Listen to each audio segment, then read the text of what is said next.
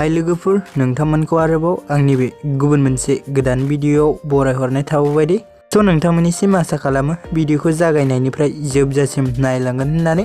Actually नोंथांमोन बेबायदिनो बर'नि फैनो गोनां गोबां आबुं सावथुन आरो बर' एलबाम्सफोरनि बागै मिन्थिबाय थानो थाखाय नोंथांमोनहा गिबियावनो आंनि गोदान चेनेलखौ साबस्क्राइब खालामना खाथियावनो थानाय बेलनि आइकनखौबो अलाव प्रेस खालामना लाबानो जाबाय दे लोगोफोर, जाहाथे आंनि गोदान भिडियोनि नटिफिकेशनफोरा नोंथांमोननि सेराव थाबैनो सौहैदो लोगोफोर।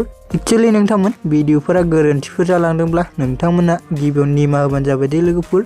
स' नोंथांमोनाथ' मिन्थिखाबाय जानांगौ दिनै आं मा भिडियोनि सायाव आपडेटखौ लानानै फैदों भिडियोनि टाइटेल एबा थाम्बनेइलाव नायनानैनो। एक्चुअली नोंथांमोन आं दिनै BWSWN बेनारनि आन्दाराव सोमजिनाय आरो बिथां गणेश बर'नि नाजानायाव सोमजिनाय मोनसे आबुं बर' सावथुननि सायाव सुंद' आपडेटखौ लानानै फैदों दे लोगोफोर।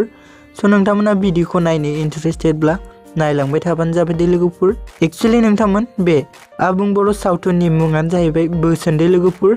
स' लोगोफोर बे बोसोन आबुं बर' सावथुननि फुल पार्टखौ जोंहा BWSWN बेनारा रिलिज होना होबाय दे लोगोफोर।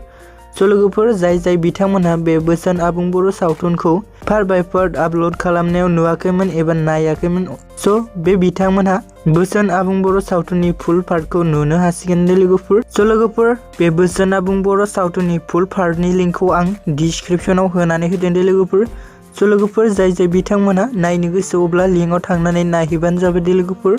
स' लोगोफोर दानिया फैदो दे जों बे बोसोन आबुं बर' सावथुनाव गुबै सोरनि फाव खालामनायखौ नुनो मोनगोन एसे मिथिना लादों दे लोगोफोर। एक्चुअली लोगोफोर जों बे बोसोन आबुं बर' सावथुनाव बर'फोरनि गोजाम आरो गोदान आर्टिस्टफोरनि गोबां फाव खालामनायखौ नुनो मोनदों दे लोगोफोर। स' लोगोफोर बिथांमोनानो जाबाय अम्प्रकास केरकातारि, प्रियंका लाहारी, जेसुस, रुबुल, काराबि, उत्तम, बाइग, थेन्थामालि, बिपुल, जयसिं आरो हाइग दे लोगोफोर।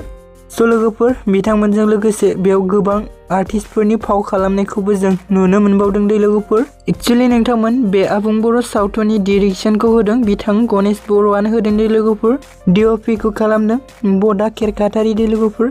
केरिय'ग्राफिखौ खालामदों मन्टु दास दे लोगोफोर आरो एक्सन एन्ड डिरेक्सनखौ होदों बिजु दैमारि दे। एक्चुअली लोगोफोर बे आबुं बर' सावथुननि माखासे मिउजिक भिडिअफोरनि मेथाइखौ रोजाबदों गिताश्री रामसियारि, भिडिअ मिजिं बरगयारि दे लोगोफोर। स' नोंथांमोन दिनैनि सुंद' आपडेटआ बेखिनियानोमोन दे लोगोफोर। स' नोंथांमोन भिडिअखौ बेखिनिसिम नायनायनि थाखाय नोंथांमोननिसिम रोजा साबायखर थाबाय दे। गोजोन्थों।